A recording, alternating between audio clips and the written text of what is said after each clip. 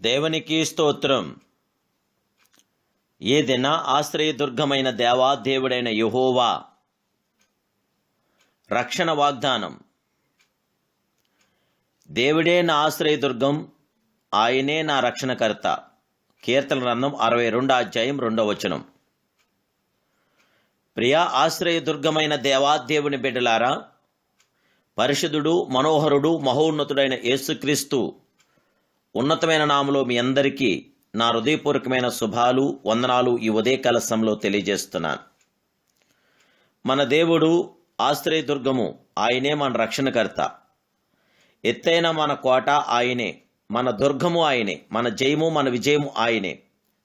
ఈ లోకంలో మనం జీవించుచుండగా ఎన్నో సమస్యలు, పోరాటములను ఎదుర్కొనవలసి ఉన్న దేవుని బిడ్డలారా, లోకులు శాంతి సమాధానం కొరకు క్రీస్తు పాదములను ఆశ్రయించగా లోకానుసారముగా జీవించడం ద్వారాను, పాపంలో జీవించడం ద్వారాను తమ దాహం తీర్చుకుంటకు ప్రయత్నించుచున్నారు.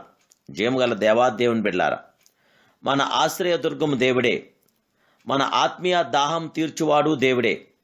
నిత్యము మనకు ఆశ్రయదుర్గమగు దేవుని వద్దకు వచ్చేదమా? నా ప్రభువ యెహోవా, నా నిరీక్షణ స్పందం నీవే, బాల్యము నుండి నా ఆశ్రయం నీవే. ఇది దావీదు యొక్క అనుభవం. జయముగల దేవాదేవుని బిడ్డలారా, నేను నిత్యము చొచ్చినట్లు నాకు ఆశ్రయదుర్గముగా నుండుము, నా శైలము, నా దుర్గము నీవే అంటున్నాడు భక్తుడు. దేవాదేవుని బిడ్డలారా, మన దేవుడైన యేసుక్రీస్తు ప్రభుల వారు మన ఆశ్రయదుర్గం, ఆయనే మన రక్షణకర్త, ఆయనే మన కోటా. దేవుని బిడ్డలారా, తండ్రి నీవే నా ఆశ్రయదుర్గం, నేను కోరినప్పుడల్లా నా యొద్దకు వచ్చినట్లుగా నీవు ఆశ్రయదుర్గమై ఉన్నావు అని రాజుకు దావీదు కృతజ్ఞత గలవాడే పాడుచున్నాడు.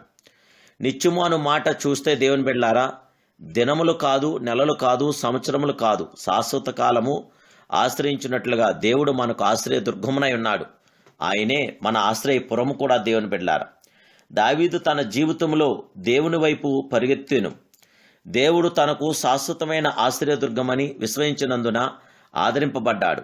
తన జీవితంలో ఎదుర్కొనిన ప్రతి సమస్యపై జయం పొందాడు. నా ప్రాణము తల్లడిల్లగా భూదిగంతముల నుండి నీకు మొరపెట్టుచున్నాను, నేను ఎక్కలేనంత ఎత్తైన కొండపైకి నన్ను ఎక్కించుం ప్రభా అని ఆ దేవాదేవుని ప్రార్థన చేశాడు. జయముగల దేవాదేవుని బిడ్డలారా, మన ప్రార్థన ఆలకించి మన ప్రార్థనకు ప్రతిఫలమిచ్చి మన ప్రార్థనకు జయమివ్వగల సర్వశక్తిమంతుడు, సర్వాధికారి ఈ ఆశ్రయపురమైన దేవాదేవుడైన యేసుక్రీస్తు ప్రభుల వారు బండ సందుల్లో నివసించుటకు కుందేళ్లను చూడండి. వాటికి చిన్న ప్రమాదం వచ్చినను తక్షణం బండ సందుల్లోనికి సొరబడుతున్నాయి. వాటిని వెంటాటకు వచ్చు కుక్క, శత్రువులు బండలోనికి వెళ్ళలేదు. ఈ హాని కూడా జరగదు. ఆ ప్రకారమే మనకు ఆశ్రయదుర్గముగా క్రీస్తు ఉన్నాడు.